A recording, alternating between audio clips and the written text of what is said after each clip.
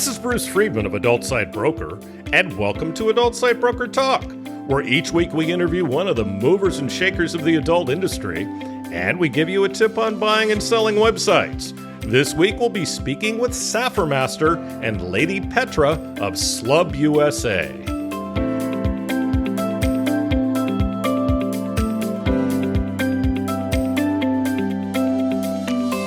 Adult Site Broker is proud to announce the launch of our new website, Adult Site Broker 3.0, at adultsitebroker.com. The look and feel of the new site is nice and up to date and easier to navigate. The new site also has links to our affiliate program, ASB Cash, and our new blog. Speaking of ASB Cash, we've doubled our affiliate payouts. Now when you refer sellers or buyers to us at Adult Site Broker, you're going to receive 20% of our broker commission on any and all sales that result from that referral for life. You can either place a link to us on your site or refer buyers and sellers through an email introduction. ASB Cash is the first affiliate program for an adult website brokerage. Check out asbcash.com for more details and to sign up.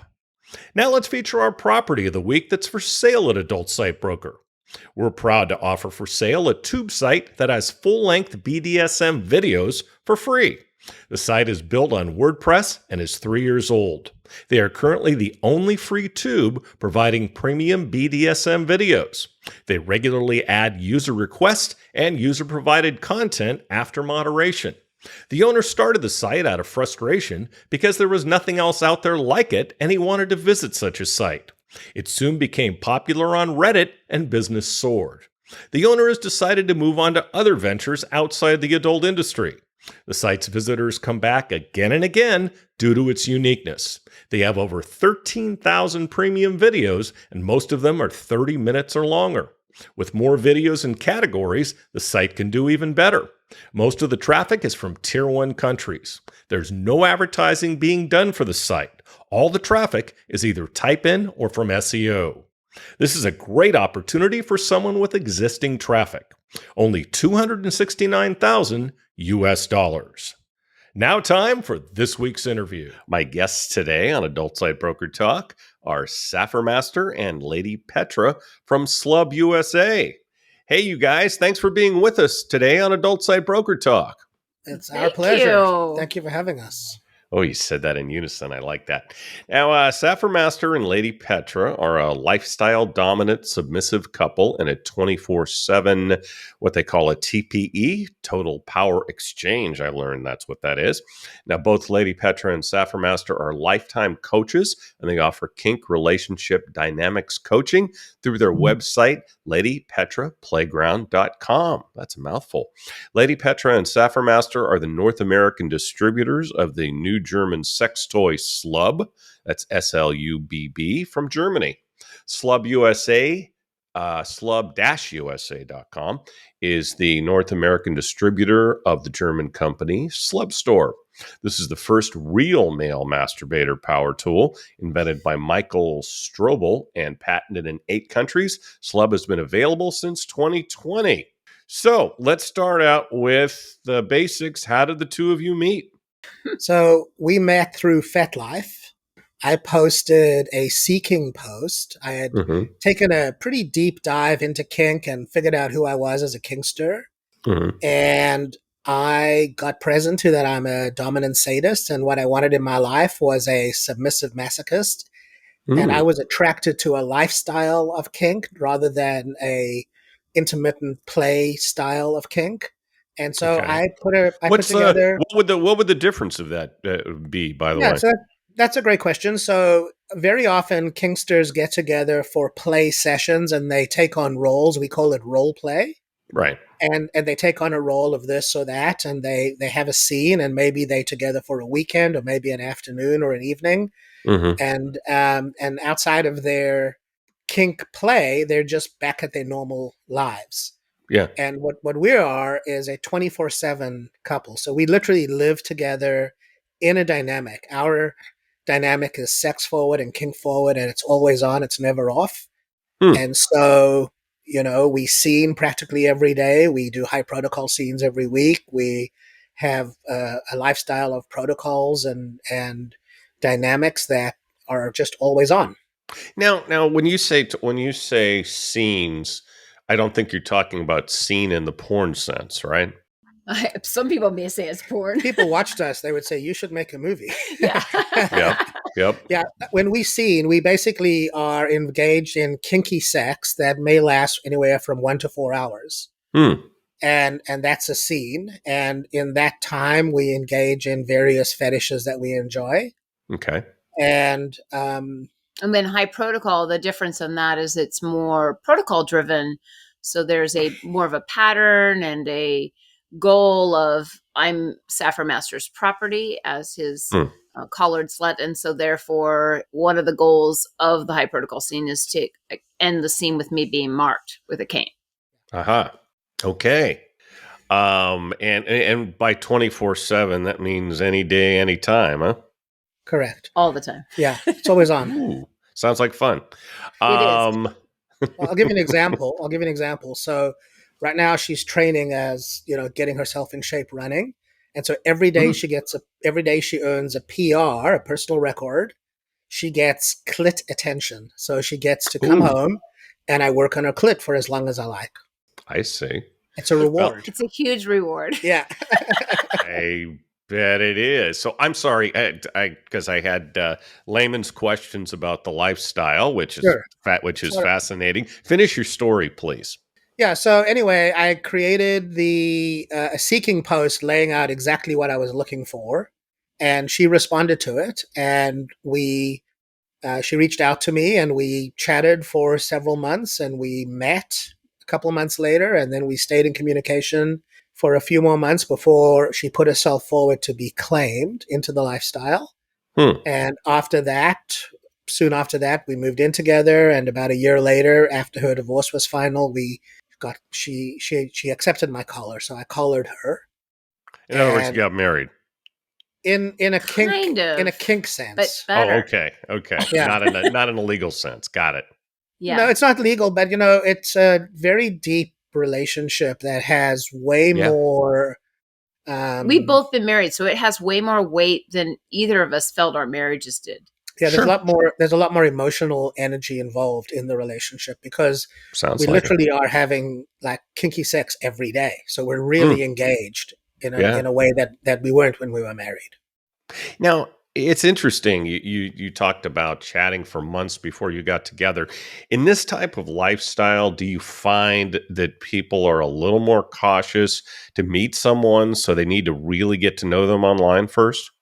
No, I don't think so. No, because I think few people do what we do. Yeah, a lot of people in the kink universe go to what are called munches. They meet people at munches, or they might go to a club or a dungeon. You said a muncher? A munch, yeah. It's something that's offered perhaps at a restaurant where they get together, not in kink fetish gear, but just as people. And they have a meal and they chat about kink. So they meet each other and I'd like to be at the next table. Sure, exactly. Exactly. And it allows them to start building community around what they're seeking. Yeah. And then, in a more direct way, they might go to dungeons and people play together in dungeons. They do what in the kink world is called pickup play. Yeah. So you might meet somebody in a dungeon and think, oh, I'd like to spank her. And then you might go ask her, hey, would you like a spanking? And she might go, well, yes, I would. And then you play, you see, and you make agreements around what the scene's going to involve. Got it. And then you have the scene. And in a dungeon, there normally are dungeon monitors, people monitoring to make sure that there isn't abuse occurring because all of kink involves consent. Right.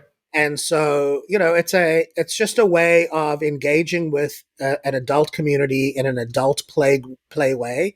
We talk about how when we're young, people, kids have playtime at school. And when you grow up, you don't have playtime as adults. Well, what kink is, it's really just playtime for adults with adult games. Yeah. Adult toys. Definitely. By the way, it doesn't exist anymore, but did you ever make it to San Francisco? I can pronounce my hometown name, to the Kink Castle.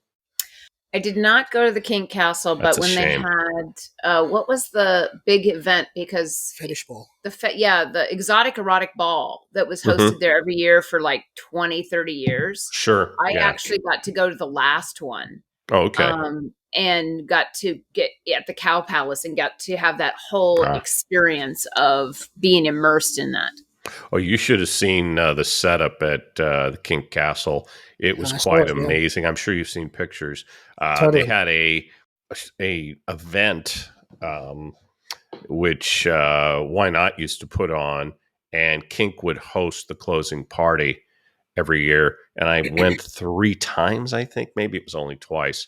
And it was just an incredible place. Taking the tour, it was like, wow. I don't Yeah, know I'm like, I don't know what goes on here, but it must be very interesting. it is. Um, so, how long have you two been together?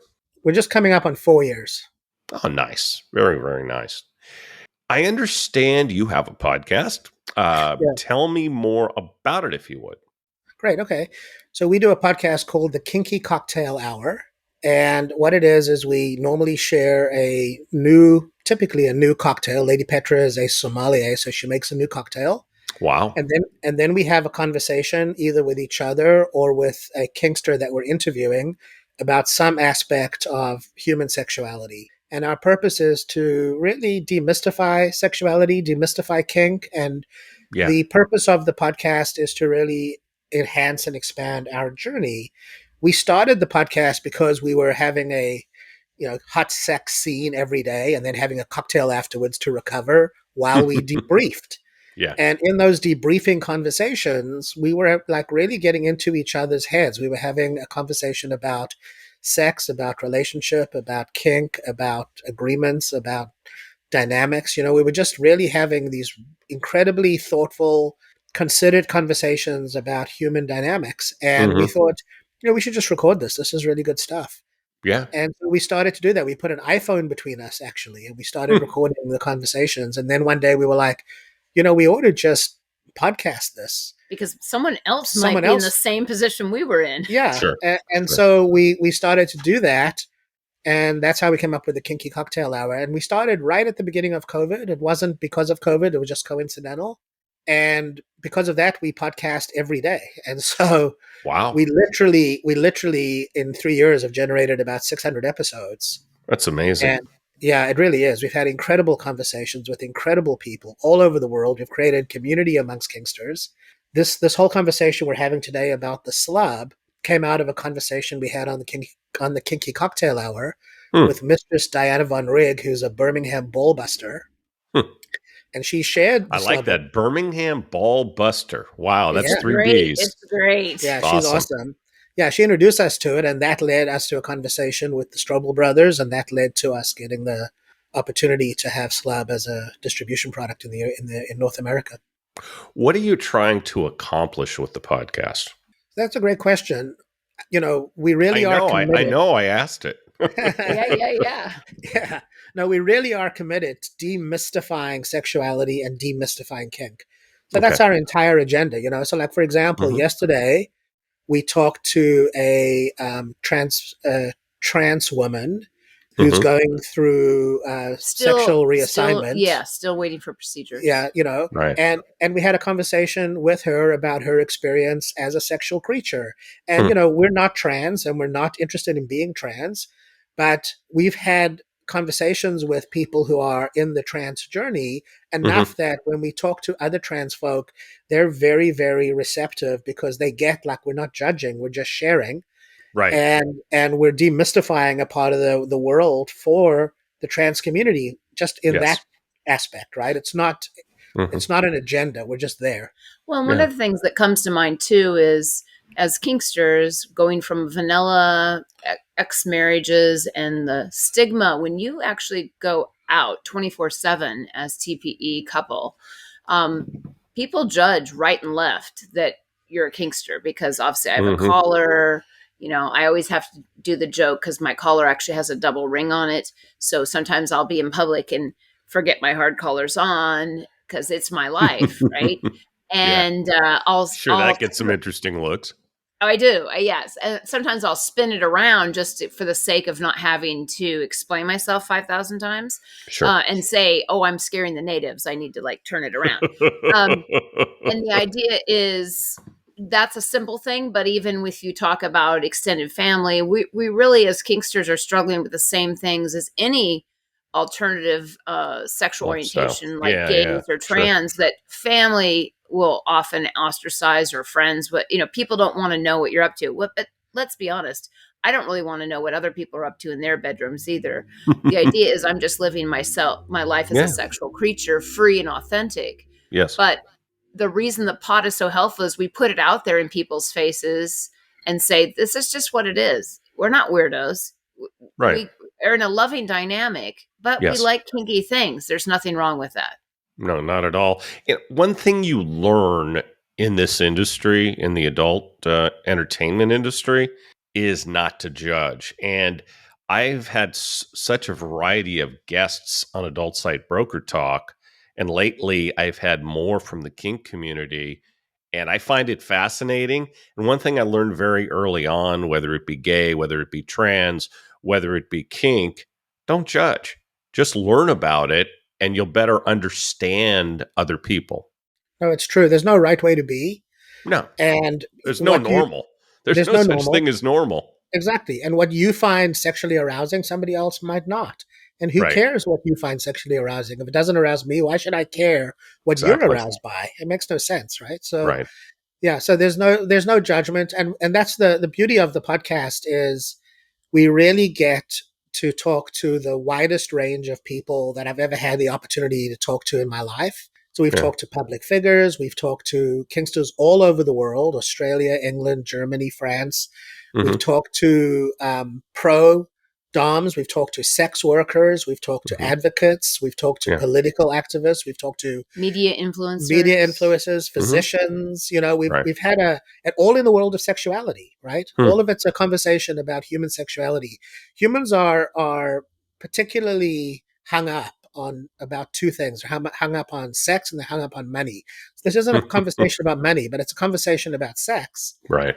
And people have a purulent interest in sex, so they listen.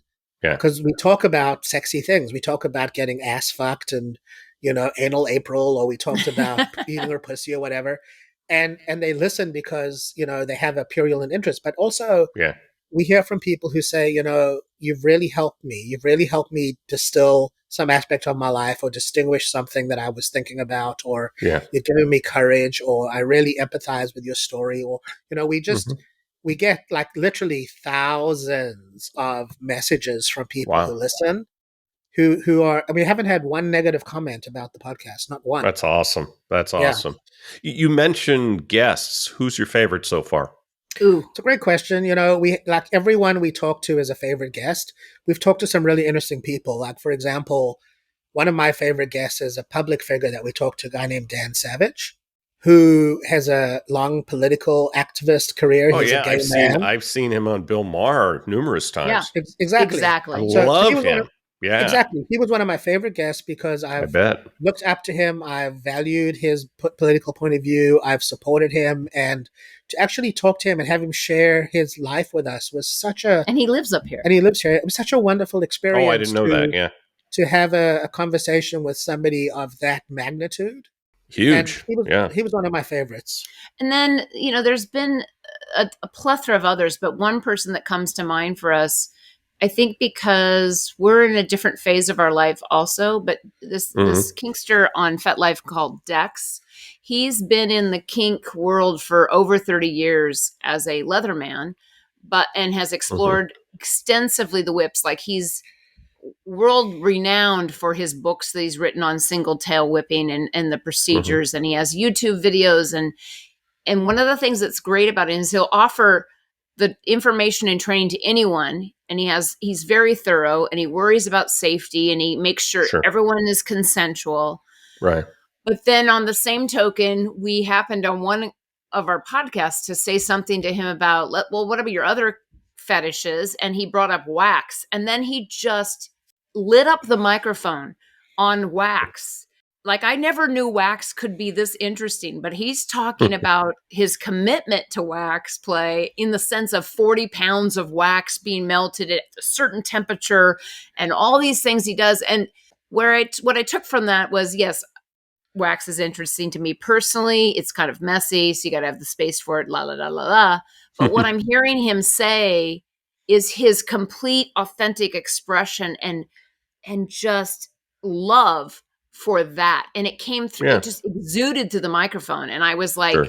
how can you not listen to this? This is amazing. Even if I don't like wax. This is amazing. Anyone who's passionate about something is a great guest. Well, his passion is amazing. He's passionate about sounding. He's passionate about bastonado, which is foot whipping. He's passionate about sensory play. He's passionate about single tails. The leather community is passionate about single tails. He's passionate about food play.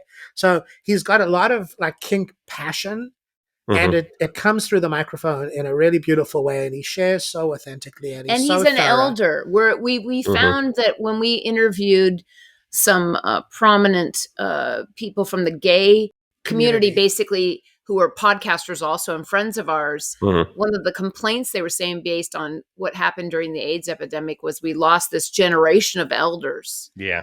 And then we have this. I'm from San Francisco. I'm from San Francisco originally. So I lived, and I'm 64, so I lived it. Yeah, you lived it. Yeah. And so there's this gap stop, and now we've got this new generation who may or may not appreciate where everything's, how we got here today, basically. Sure. And it's the same with kink. We feel there's these elders that have this plethora of information, these gifts that, we've got to catch it while we can, because they won't be with us forever. Yep, I agree. So how did you learn about Slubb in the first place? Right. So as I mentioned, we were talking to Mistress Diana von Rigg about ball busting, and she was like really telling us all about her ball busting, and she's quite a vicious lady. And I asked her, well, do you do anything that relates to pleasure? Was it all just pain? And she said, no. I do pleasure, but not the way you think of it. I use this tool called the Slubb. It's very intense. I don't let them off the hook. And I didn't quite understand it, so I asked her to talk more about it. And she shared that it's this really powerful toy. It's got a strap that goes around your cock, and it vibrates at really high intensity. And it's got 6 levels, and she's only ever been able to take only one person up to level 4. Most people have an orgasm before level 2. And she said it even makes flaccid men come.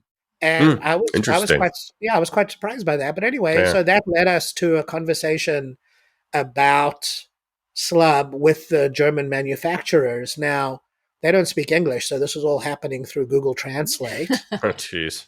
Yeah. Good luck. And they said, actually what I wanted to do was have them on the podcast, right? And they were like, well, we can't come on the podcast, but we don't have an American distributor.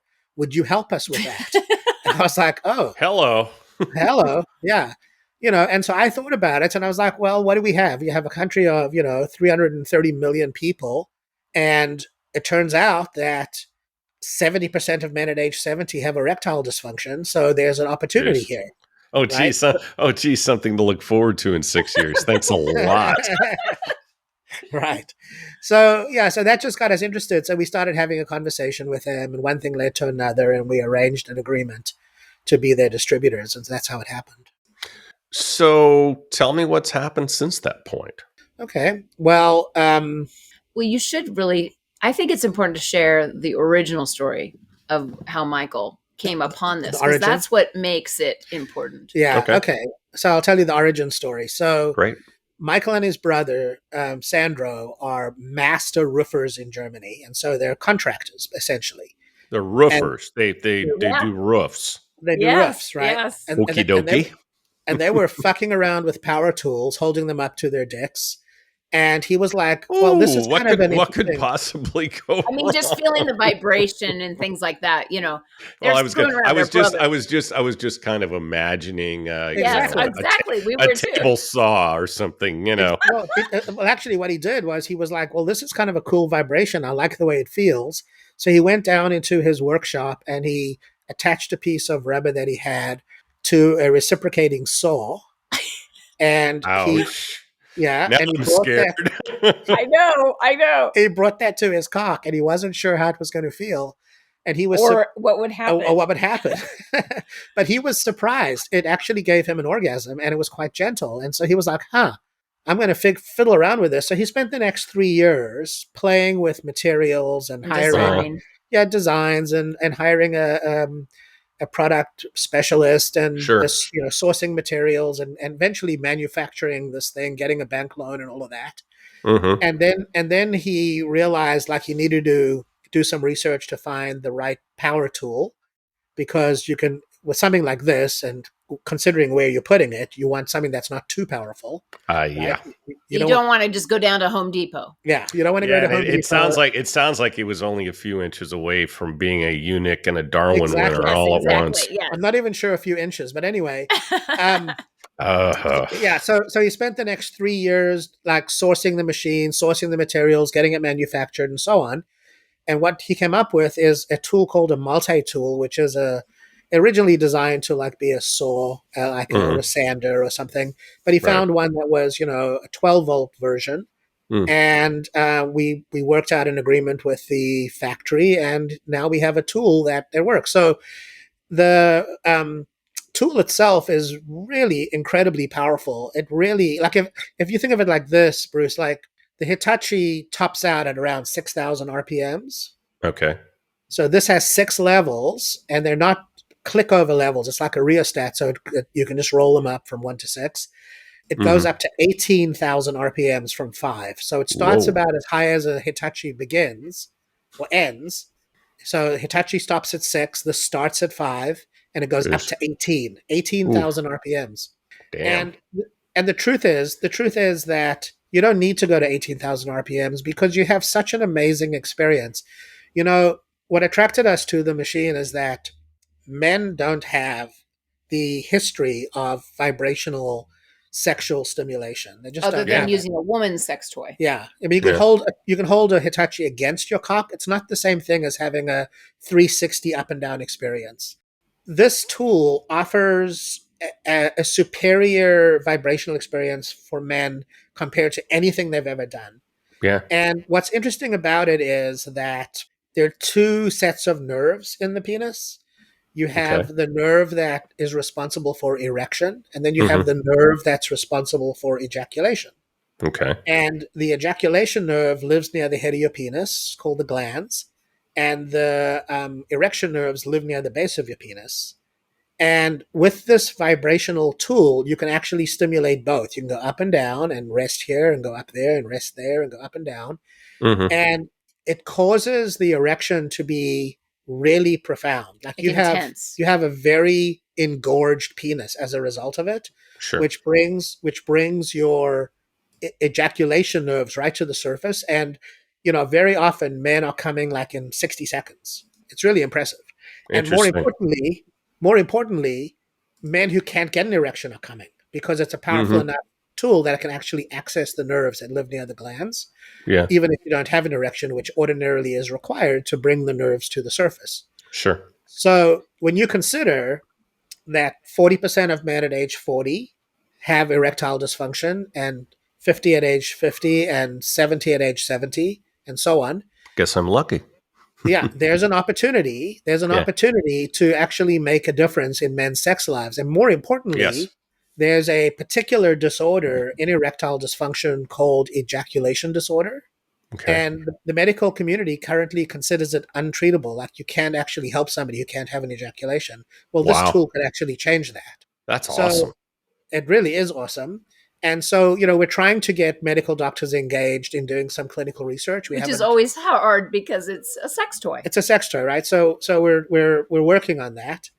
Yeah. And but that's like, when you say what's happened since then. So what's happened since then is we've taken a shipment of Slubbs from Germany. We've started marketing and promoting the product, signing up affiliates and selling, e-commerce wise, selling product out into the world.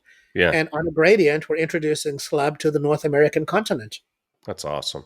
And I assume the early adopters have mainly been men with erectile dysfunction. No, that's actually not true.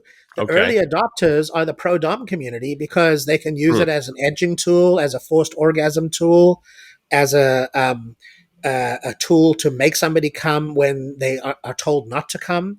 So Interesting. the pro-dom community digs it. That's why the pro-doms are all affiliates, because they love it and they make their clients get it and then they charge them to use it. You know, Oh yes, dominate them with dominate There that Yes. you go. But we do have regular that clients credit card too. with the whole FinDom thing. Exactly. You can do that Yes. too. Yeah. I'm starting to understand how FinDom works. So that sounds like a classic case. Potentially. Yeah. Yeah. So tell me about your affiliate program. Why don't you give me some details Okay, good. and why people should join it? Okay, great. Thank you. So the You're affiliate program welcome. can be accessed at our website, which is slubb-usa.com. There's a link for the individual affiliate program there. You can click on the menu item, it'll take you to the page. You can register to be an affiliate there. The reason you would do it is because every time somebody uses your unique Code. discount code or your Mhm. unique code, you earn 20%, which is not bad. The product sells for $235, so that's a healthy chunk of change. So if Nice. you just had 5 people do it in your discount code, you get effectively get a slub for free because you get 20% off. So that's the reason to do it, and then we will give you unique discount codes to promote and so forth. So Okay. it makes the affiliate program worthwhile. Interesting. What new attachments are you going to be having for Slubb? So that's a great question too. Michael, who's the inventor, has been working on a few things. Like one of them is a hands-free stand, so you can just attach it and just let it do its thing, which is great because it's not a light tool. It's a little bit heavy because it's a power tool. One of them is a universal adapter, so you can actually attach any insertable object to it. So it could become something that you can use with women or with, ass play or whatever. That's true. And then the last thing he's working on, as far as I know right now, is a device that will allow prostate stimulation, electrical stimulation, while you're using the slub on the penis. So you actually get that power of like controlled e-stim. The whole prostate stimulation thing has gotten very big, hasn't it? It has, yeah. I mean, we have 3 sex organs. We have our cock, our balls, and our prostate. Those are our 3 Right. sex organs. And most men don't really think about their prostate as a sex organ, but it absolutely is. Yeah. And, having your prostate attended to by a loving partner is probably one of the most incredible sexual experiences you'll ever have. One thing I need to confirm about the slub, does it just work on the penis or does it also work on the balls? You can put it anywhere. It's a strap, right? The word Mm-hmm. slub comes from the acronym of sling and rub.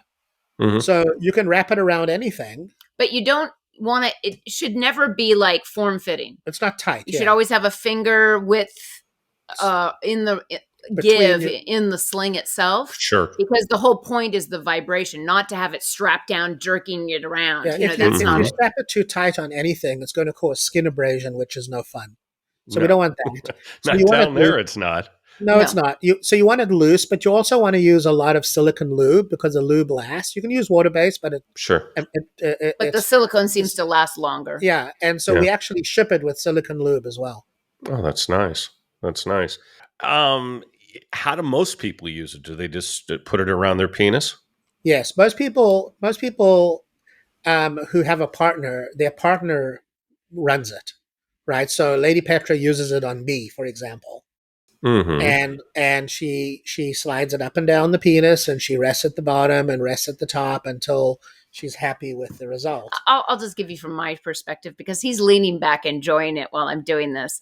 One of the things that I was taken of when we were considering distributorship here, and I had made comments before that there weren't any real selection for men on specific men toys. There were things like the fleshlight. Well, the guy has to then manually do it, or his partner has to manually do it. Okay. And then there's like POV kind of computer generated fleshlight type things. Okay. But this was the first thing that was very set up for men specifically. Mm-hmm. And when I was using it. I knew it would be similar to my experience with clitoral stimulation, but I had no idea. He's aroused when we play, so I get that. I've seen it. I know what happens. But with this Sure. unit, when I kept it at the base, the actual arousal state of the penis, the girth that happened was pretty breathtaking. Wow. And as a woman, everyone talks about having the big cock and 12, 15, 20 inches long. And let's be honest, most women do Nah, not want that would give me a bad back. I wouldn't want that.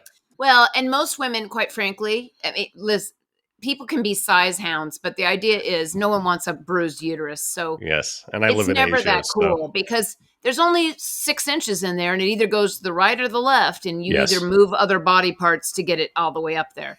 Yeah. But what women think when women see the girth, oh Yeah. my God, every woman I know who sees girth, doesn't matter, it can't be a button, but if it's girthy, they're like, oh shit. Because if you think about it, women's other sex organ, the G spot, is only a few inches inside.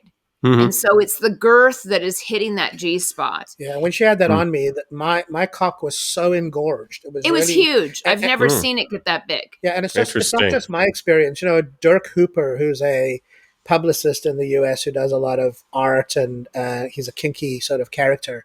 He recently reviewed the Slubb, and in his review, he notes that he got that engorged too, but it wasn't just then. The next time he had sex, he got equally as engorged, so it carried over.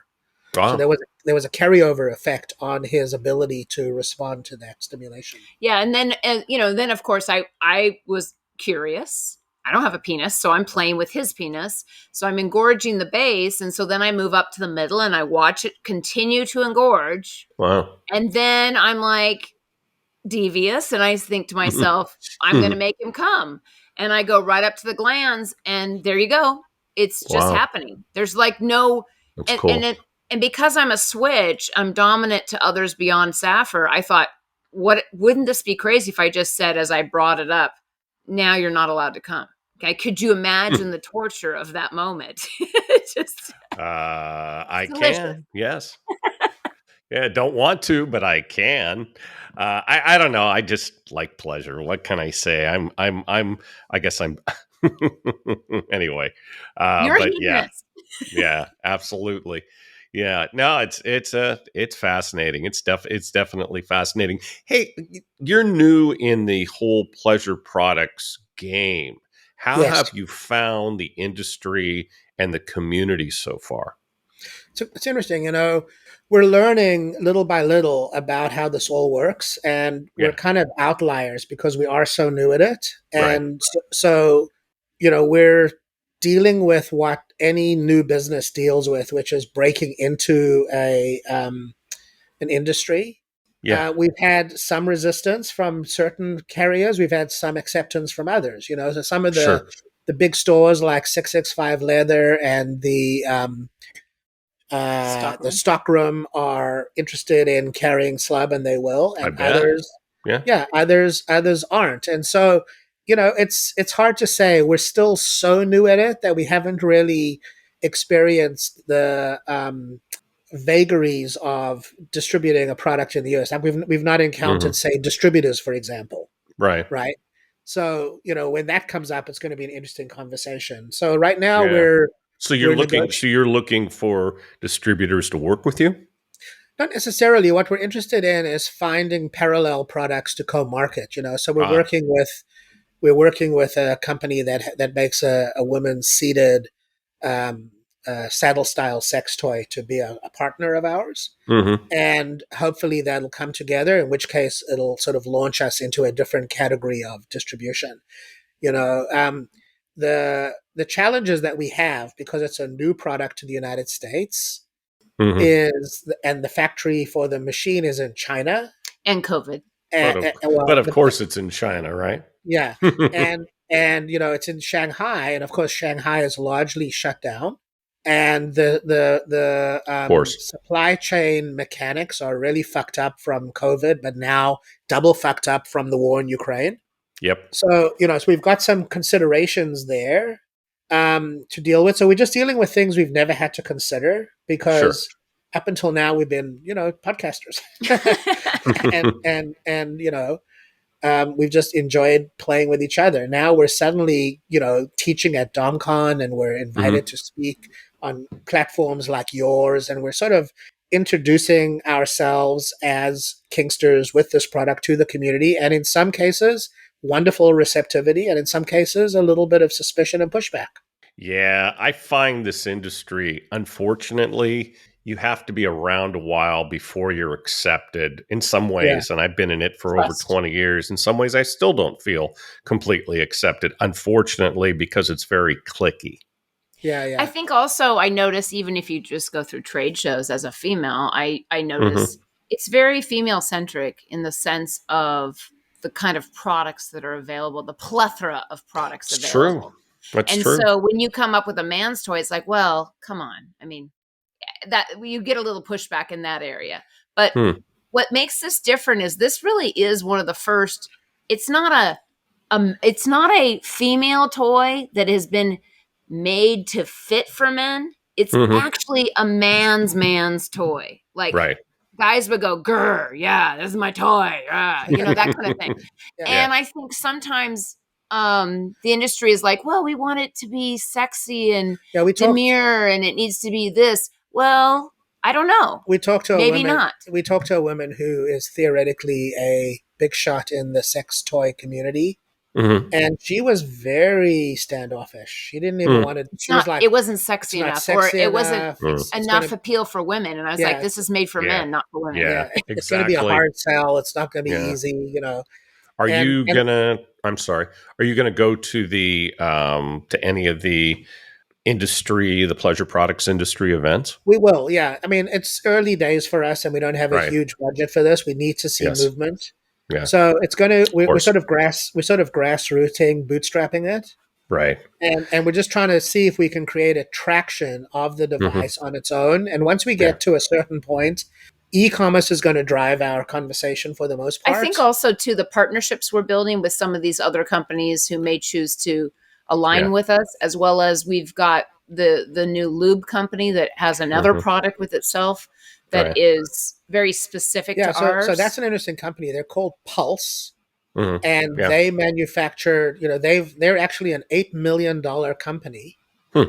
They manufacture a very specific set of lubes and a lube distribution device. Right. And their target audience are women of a certain age, right? So who are the women of a certain age? These are 50-plus-year-old women who are menopausal or postmenopausal. Right. And now they have access to a quick lube distribution. Warmed. Where you place your hand under and it dispenses the perfect amount of lube. So you don't need to open a bottle or anything, right? Right. And so that's their target market. And guess who they have as partners? Well, they have men of a certain age. Yes. So it's a great opportunity.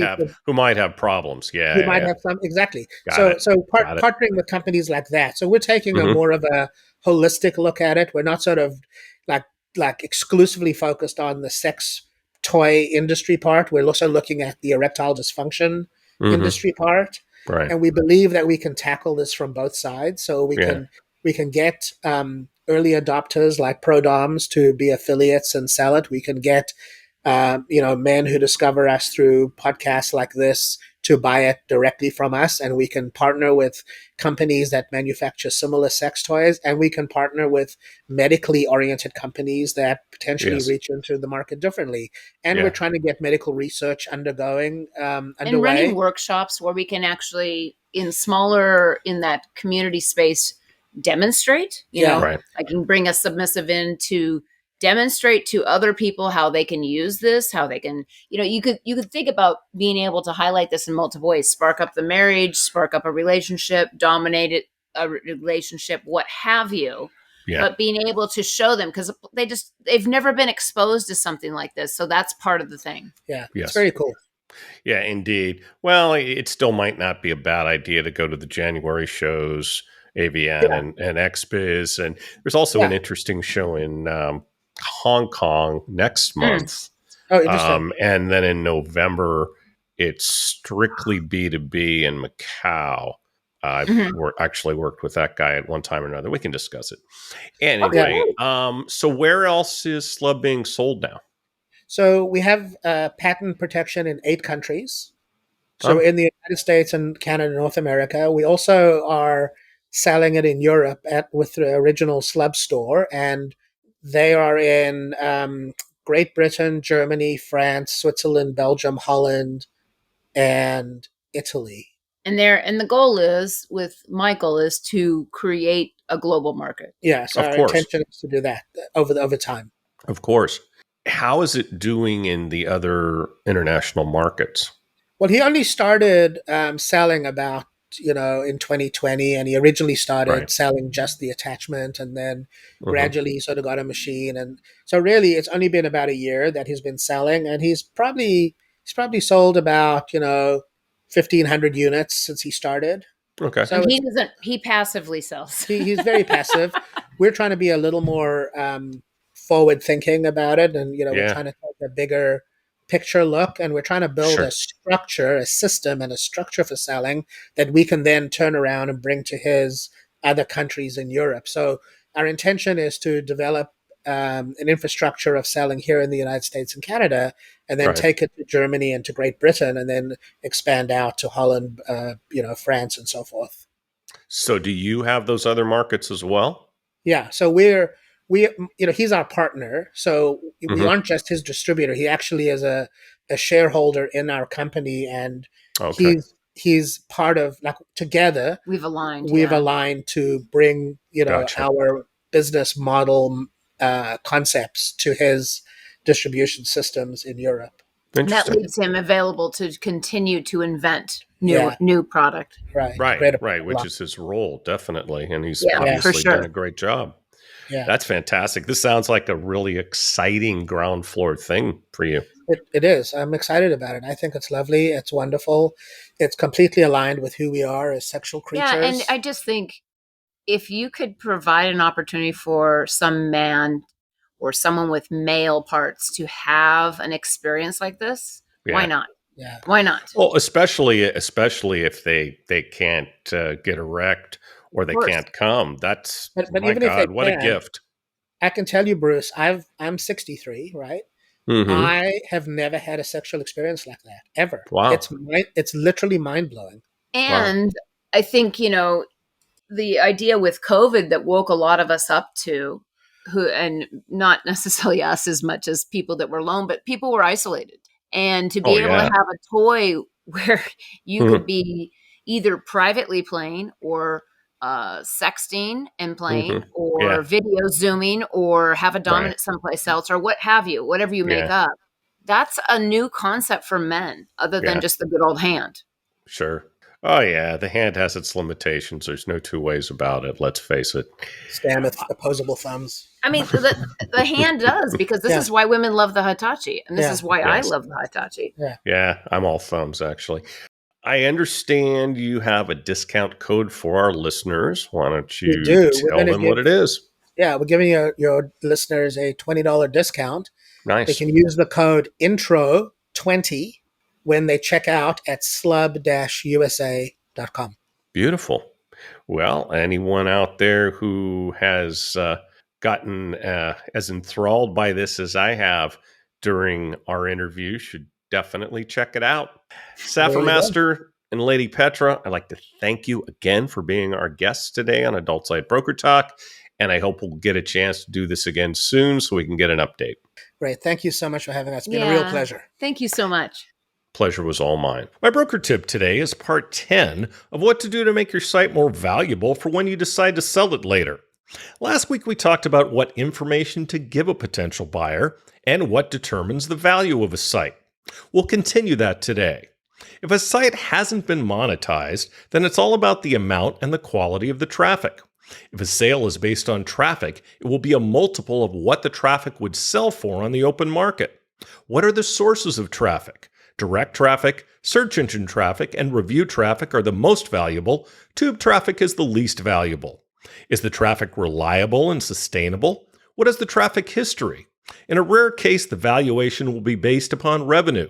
The same factors apply to that as to profit, and the valuations will, of course, be lower than those of profits. How old is the website? Is the domain a .com or something else? .com is still king. How many inbound links are there?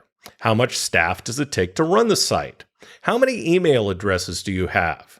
In the case of a dating site, that is very important. Another factor can be the reverse engineering cost. How much would it cost to build a site from scratch and drive the same amount of traffic to it, and how much time would be involved? What's the lifetime value of a customer on the site?